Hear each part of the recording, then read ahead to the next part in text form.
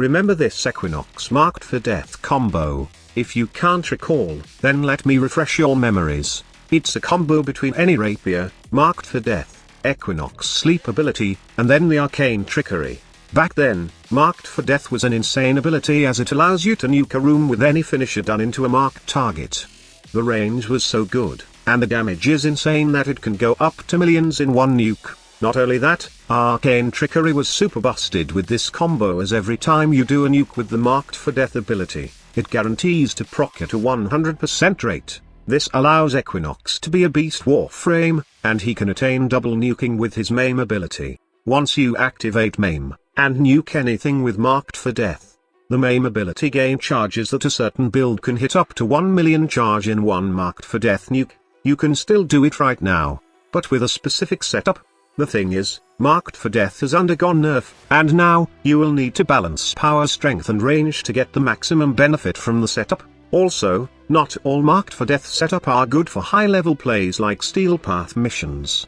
The most efficient, and safest setup, in theory, would be a marked for death Equinox while using Skiajati, the Nikana that allows you to go invisible for a couple of seconds when doing a finisher move. In the testing room, the damage goes to 100k when you kill the marked target, but in a real mission, this doesn't happen. It can do some damage but not as massive as before. If you truly want a nuke finisher setup using a marked for death Equinox, then I would recommend using a rapier. I have tackled this before in my Ash video. The rapier right now don't do 100% proc in finishers, but, luckily, when you pair it with marked for death, it does grant your finisher 100% giving you that bleed AoE that you need to kill higher level targets.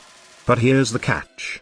You can still nuke with marked for death, but you will definitely have hard time getting those charges for your MAME ability. Before, all you need was to build for a bit of range since the damage boost of marked for death was constant, but now, like I have said earlier, you will need to balance range and power strength. So, in my build, I sacrifice that fun of building up the damage of MAME, just to make this finisher marked for death Equinox viable in missions. Also, a full mecha mod will help in this build. Once you mark a target that has been marked by the mecha mods, it will create 2 nuke instances, one from the bleed AoE coming from your rapier, then another blade AoE as the mecha mods spread that bleed around enemies near 30 meters.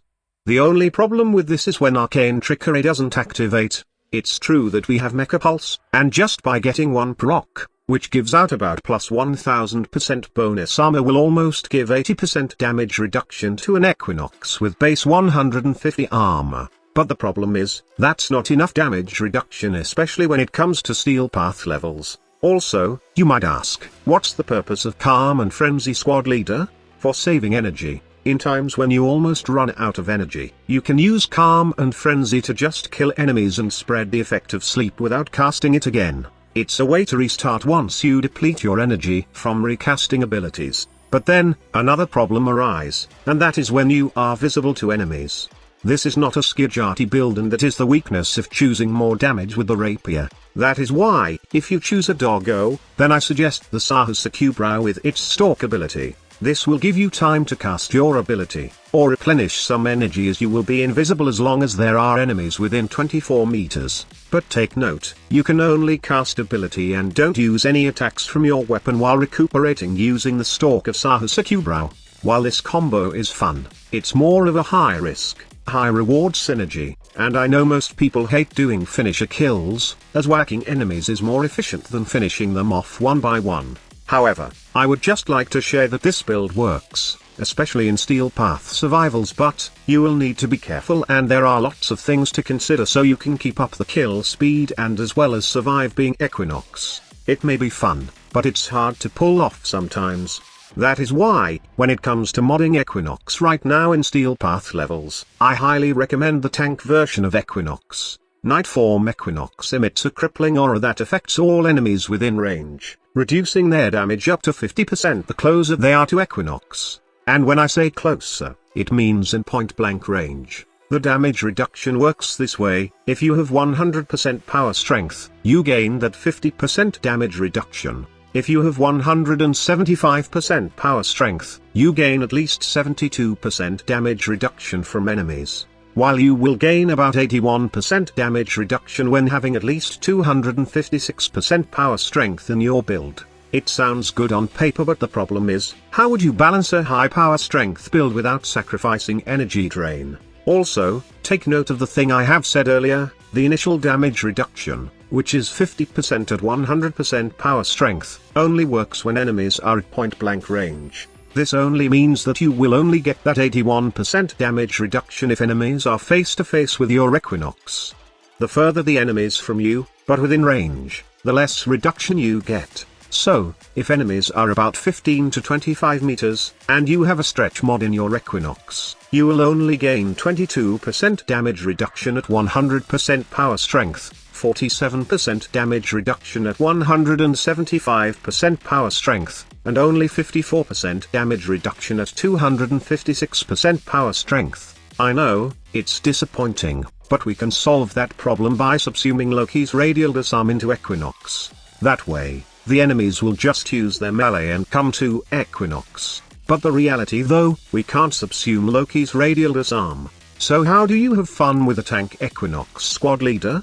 The thing is, there have been a couple of builds in the past that provide tankiness to Equinox, but the best is subsuming Gloom into Equinox, then using the peaceful provocation augment on her. The idea of this is, instead of just relying on the fluctuating damage reduction of her third ability, we just make use of its augment that slows down enemies in her night form. This slow then stack with the Gloom ability, which creates an insane crowd control plus the ability to heal in every attack, whether it's from melee, or range from your guns. Why no adaptation in this build? I don't need it since I have the Mecha Pulse mod that increases my armor for more damage reduction. At least 12 enemies affected by the mecha set will give about 720% armor bonus, which turns into 84% damage reduction for my Equinox with the base 150 armor, and then the armor from Arcane Guardian. This damage reduction stacks with the damage reduction of her third ability, which turns out to be a superb form of damage reduction overall.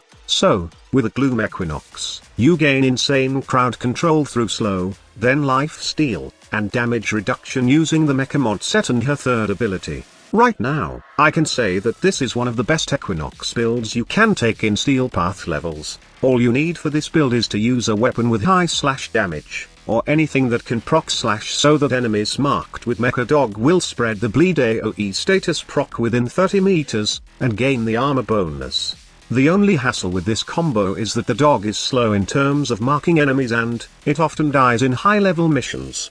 But if you can manage these cons, then probably you can enjoy this Equinox build. Take note that this is not the end of an Equinox combo. I'm very keen on making another new combo for Equinox, especially making good use of her main ability. Be sure to check back later, as I will share the results of my tests. Thank you so much for watching. Squad Leader signing off.